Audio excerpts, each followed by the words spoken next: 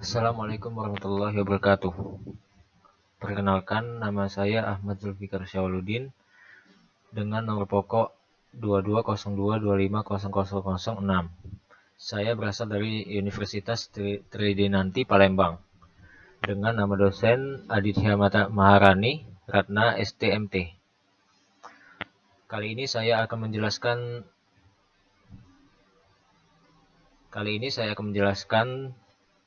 tema atau judul dari presentasi saya pada hari ini. Yang pertama yaitu dengan bertema yaitu fungsi dalam arsitektur.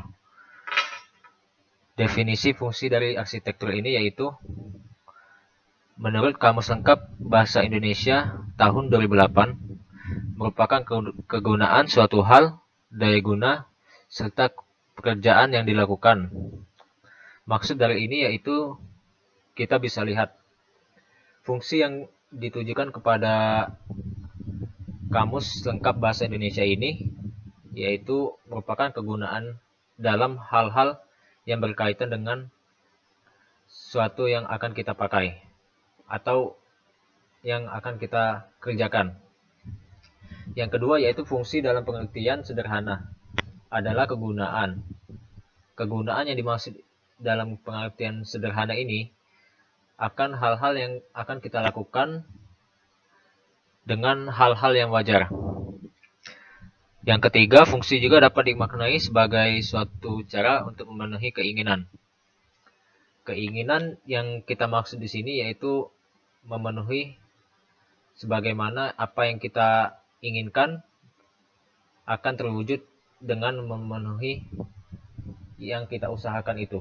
Yang keempat, fungsi timbul sebagai akibat adanya kebutuhan manusia dalam mempertahankan dan mengembangkan hidup. Maksud dari kebutuhan manusia dalam mempertahankan dan mengembangkan hidup ini bisa kita simpulkan bahwasanya kebutuhan dari individual manusia itu berbeda-beda, dan ketika manusia itu menginginkan sebuah benda ataupun sesuatu, dia akan mempertahankannya dan memfungsikannya sebagaimana mestinya. Dan yang terakhir, fungsi juga dapat digunakan untuk keperluan hal-hal yang bersifat kegunaan untuk merancang atau menghasilkan sesuatu. Maksud dari yang keperluan hal-hal yang bersifat kegunaan untuk merancang atau menghasilkan ini bisa kita ambil yaitu fungsi dari benda itu atau yang kita tujukan itu supaya mendapatkan hasil yang memuaskan. Lanjut ke slide berikutnya yaitu fungsi menurut para ahli. Yang pertama yaitu menurut Liang Gi. Fungsi merupakan sekelompok aktivitas yang tergolong pada jenis yang sama berdasarkan sifatnya, pelaksanaan, ataupun pertimbangan lainnya. Yang kedua yaitu menurut Geoffrey Broadbent. Fungsi adalah apa saja yang diekspresikan atau diinformasikan arsitektur. Fungsi dikategorikan oleh Geoffrey Broadbent ini memiliki 6 macam fungsi. Yang pertama, environmental filter, penangkal faktor lingkungan. Yang kedua, container activity, wadah kegiatan. Yang ketiga, capital investment, investasi atau penanaman. Yang keempat, symbolic function, fungsi simbolik. Yang kelima, behavior modifier, pengarah perilaku. Dan yang terakhir yaitu aesthetic function, fungsi estetika. Lanjut ke halaman berikutnya yaitu menurut Christian Norbert Schulz. Fungsi adalah tugas dan pekerjaan yang harus dijalankan oleh sebuah lingkungan. Menurut Christian Norbert Schulz, ada 4 macam fungsi, yaitu yang pertama physical control, pengendali faktor alam. Yang kedua functional frame, kerangka fungsi. Yang ketiga social milieu, lingkungan sosial. Yang keempat cultural symbolization, simbol budaya. Lanjut ke halaman berikutnya, yaitu fungsi menurut Larry Erligo. Fungsi adalah tugas atau efek yang ditimbulkan arsitektur. Menurut Larry Erligo, ada 5 macam fungsi. Yang pertama yaitu struktur fungsional, fungsi struktur. Yang kedua physical functional, fungsi fisik. Yang ketiga psychological function, fungsi psikologis. Yang keempat social function, fungsi sosial. Dan yang terakhir culture atau existential function, fungsi budaya. Lanjut ke slide berikutnya, yaitu menurut Jan Mukarowski, fungsi adalah segenap potensi arsitektur yang untuk memberikan makna terhadap lingkungan. Menurut Jan Mukarowski, ada 5 macam fungsi. Yang pertama yaitu ekspresif fungsional, fungsi ekspresi. Yang kedua aesthetic function, fungsi estetik. Yang ketiga allusive function, fungsi kenangan. Yang keempat territorial function, fungsi teritori atau batas. Yang kelima referential function, fungsi acuan. Lanjut ke slide berikutnya, yaitu definisi fungsi dalam arsitektur. Definisi dalam arsitektur ini menurut beberapa praktisi arsitektur, fungsi dalam arsitektur merupakan artinya kegunaan.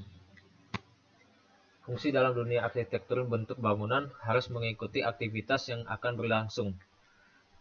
Bisa dicontohkan apabila akan membangun sekolah atau rumah sakit, maka kita harus memperhatikan aktivitas yang akan berlangsung dalam bangunan tersebut, sehingga nantinya bentuk bangunan akan menyesuaikan fungsi dari bangunan tersebut. Menurut Teddy Priyatna ST. Lanjut. Berikut ini adalah contoh dari bangunan sekolah yang akan dihasilkan sebagai objek sekolah ini. Yaitu gedung sekolah ini mempunyai fungsi yang sangat penting dalam pengembangan dan pertumbuhan pendidikan suatu wilayah, upaya mewujudkan pemerataan pembangunan pendidikan, serta peningkatan kualitas dan pengembangan sumber daya manusia. Di mana bangunan gedung sekolah yang digunakan seperti contoh yang di atas ini bisa difungsikan sebagai prasarana pendidikan. Dengan tersedianya bangunan gedung ini akan sangat mendukung perkembangan bidang pendidikan di tingkat bawah maupun tingkat atas. Selanjutnya yaitu untuk contoh bangunan yang kedua ini yaitu bangunan rumah sakit. Kenapa diambil bangunan rumah sakit? Yaitu rumah sakit juga memiliki fungsi yang sangat penting untuk kebutuhan pokok masyarakat ataupun individu. Yang pertama bisa kita ambil kegunaannya yaitu penyelenggaraan pelayanan pengobatan, pemulihan kesehatan sesuai dengan standar pelayanan rumah sakit.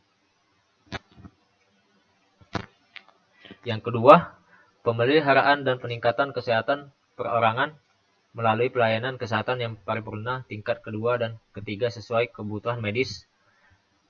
Yang ketiga yaitu penyelenggaraan penelitian dan pengembangan serta penapisan teknologi bidang kesehatan dalam rangka peningkatan pelayanan kesehatan dengan memperhatikan etika ilmu pengetahuan bidang kesehatan.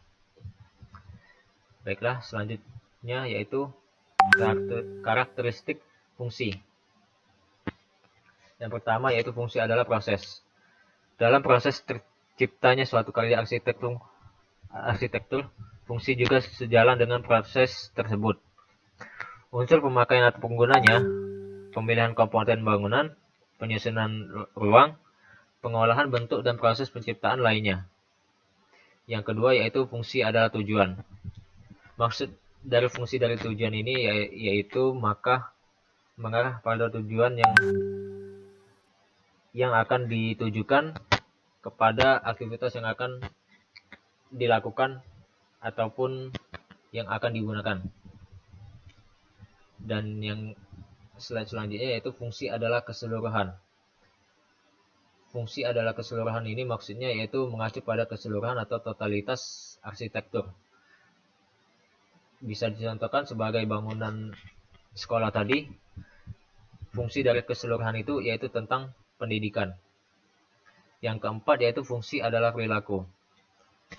Fungsi adalah perilaku ini bisa dicontohi untuk dipengaruhi oleh kecenderungan perilaku yang timbul dalam setiap tahapan prosesnya. Proses yang akan dia lakukan.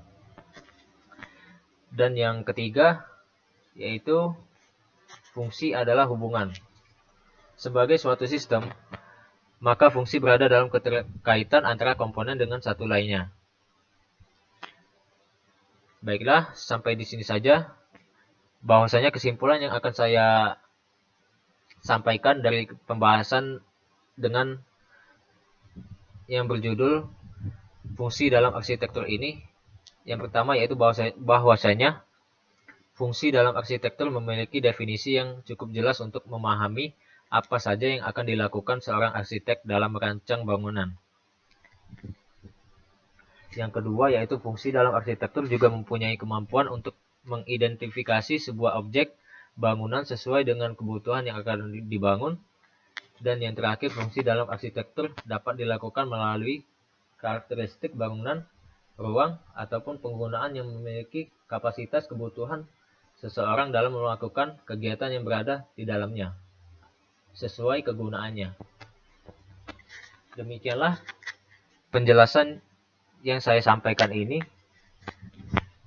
Apakah jika ada kesalahan dalam perkataan ataupun kekeliruan dalam menyampaikan, saya mohon maaf.